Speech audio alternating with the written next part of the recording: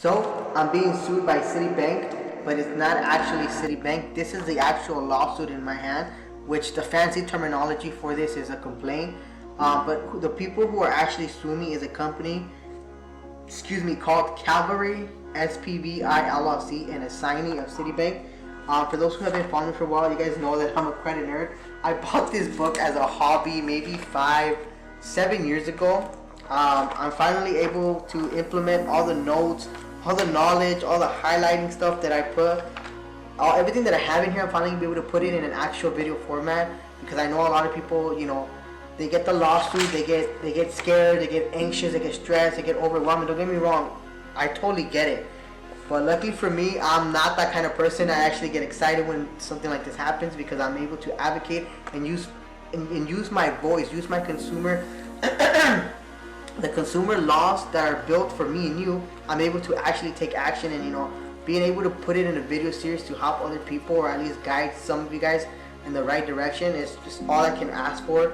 If you guys have any questions or any video suggestions or anything that you guys want me to cover, drop it down in the comment section. I will be checking those often, especially because I'm going to be doing this series. Everything that you like, literally, I can't make it. This is going to be on your screen next time I make a video. I'm going to be showing you guys how to respond, drafting, like literally just copy and paste. I don't think I'm going to be able to make it any easier for many of you guys. Again, none of this stuff scares me. Actually, I'm very excited. I'm very happy. Like, I'm able to do all of this and document the whole process. I do want you guys to know that I am not a lawyer. I'm not pretending to be one, nor am I advocating to be one, nor none of this is legal financial advice and all that stuff that people say. I'm just an average individual just like you that is a credit nerd, has information. I've studied. I used to do credit repair for a lot of individuals, and I bought this book just to educate myself, self-improvement, and to be able to guide other people. But I was never in a position to actually make a video or document the whole process, because it's just very difficult.